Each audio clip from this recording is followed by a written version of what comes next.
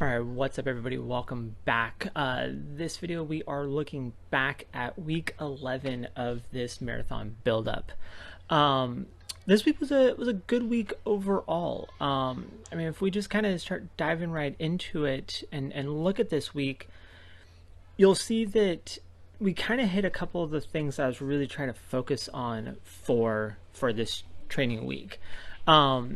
If we look back at last week and we see kind of where I ended off there, last week was a big week. It was a 70-mile week. I had a couple workouts in there. Like, I got to this week and I was just tired. I was just super, super tired. And going into it, I was like, okay, I know that I'm probably going to end up needing to take a day off at some point through this week. I just didn't realize that I hit Monday and I'm like, nope, yep, Monday's my day off. And so I took Monday off, but I ended up running every other day that week. And actually, on top of that, I even added a secondary bike ride in later in the week. And by the end of the week, if you look at it, I still hit about 60 miles for the week. So I hit 70 the week before, hit 60 this week. The original plan was to be up closer to 70 this week. But with the day off, didn't really happen. Okay. But the really interesting thing to look at is if we look at the end of the week and we look at time, look at aerobic activity time, because I did add that bike ride in this week. Last week, I had 8 hours and 15 minutes worth of running.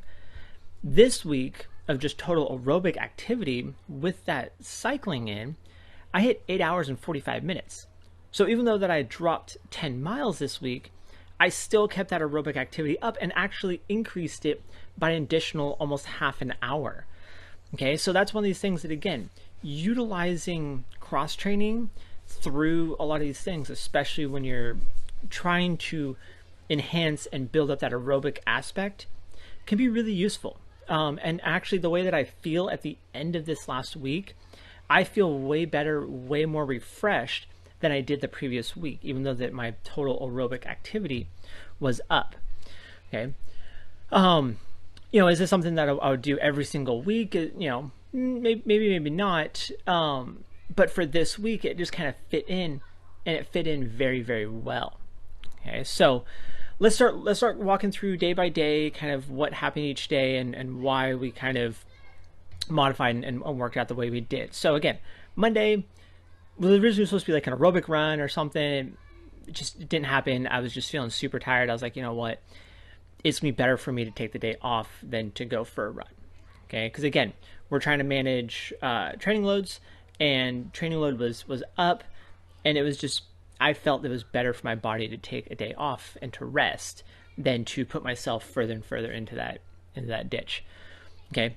So with that day off, kind of came up, felt really good. Tuesday rolls around, and I just go for an aerobic run. Did 10, felt great. Nothing super super difficult or anything. Wednesday was the one big workout of the week, and this was a good one. It really wasn't a big workout. It was a large workout, but it wasn't a super intensive workout. The whole idea of this was just to go out there and get rhythm at that marathon pace. So what I did is I did 5 reps of 2 kilometers at marathon effort with about, I want to say it was about 90 seconds or so of rest in between each one, where I just kind of jogged around a little bit. And felt really good, felt really smooth. I was kind of shooting for that 6:25 to 6:30 pace. Was actually feeling really good, and I think it was like on the 4th one, I ended up looking at my watch and I was actually closer to 6-minute pace. So that just kind of gives me an idea of like, okay, like this pace feels really comfortable.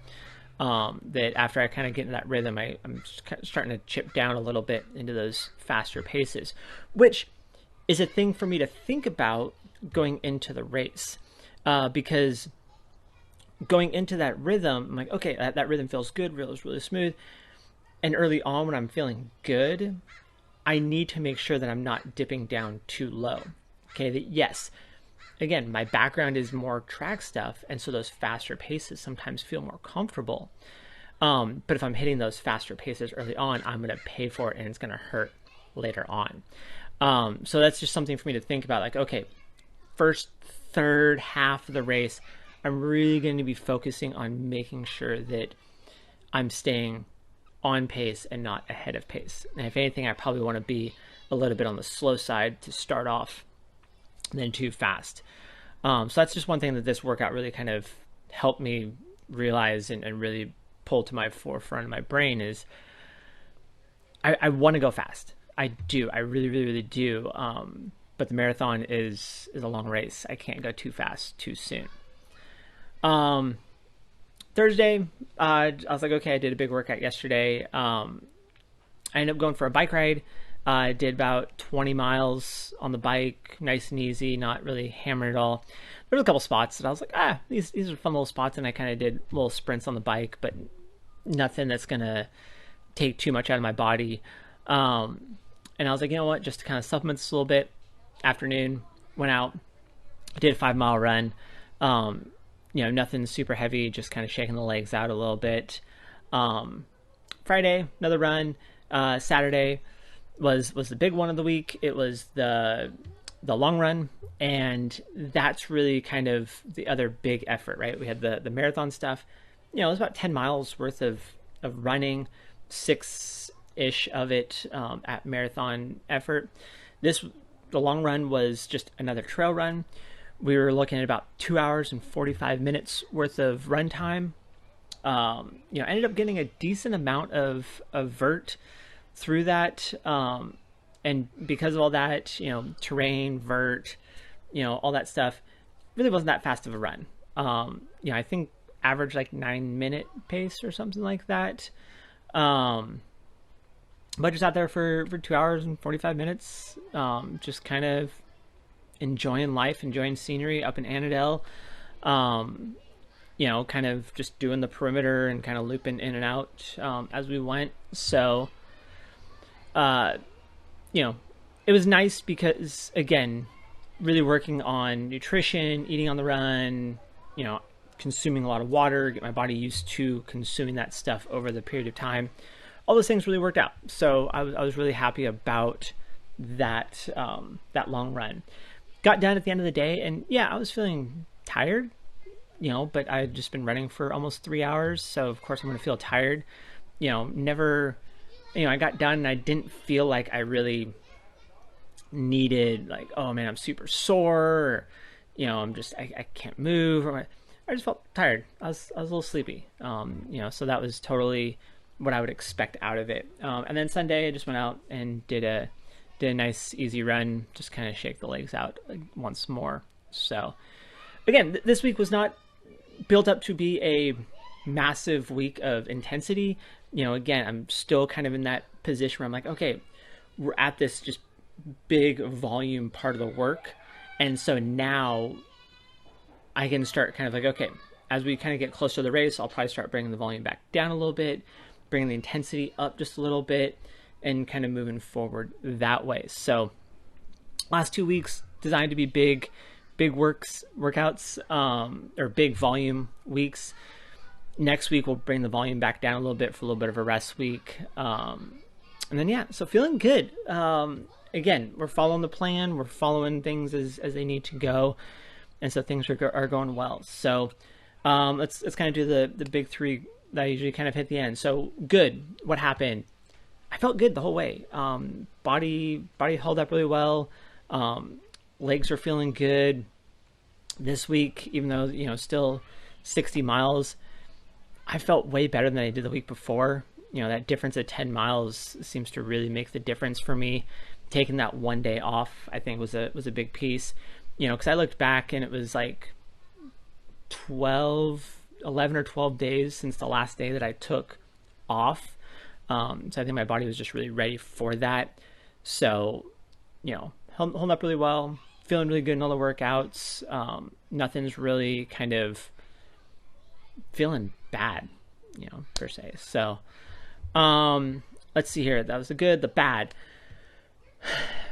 Can't really think of anything bad. I've been kind of hitting a lot of the things that were bad recent weeks and kind of like touching in on what I need to do.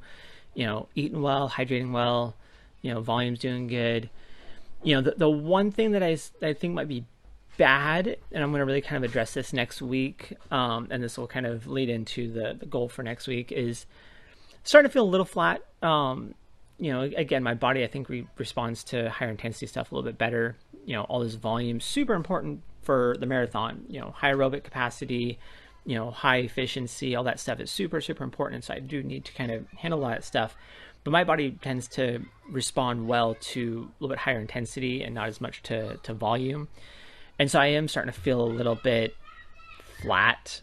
But again, we'll address that next week. And then so that brings us to the goal for next week. I think next week, again, bring the volume down, recovering a little bit more. It's a rest week next week. But I do want to kind of tick the intensity up just a little bit. Because I think that even though by bringing the volume down, by bringing the intensity up a little bit, I'll still be able to recover pretty well. Because I want to add things in like strides and the work I'm going to do midweek.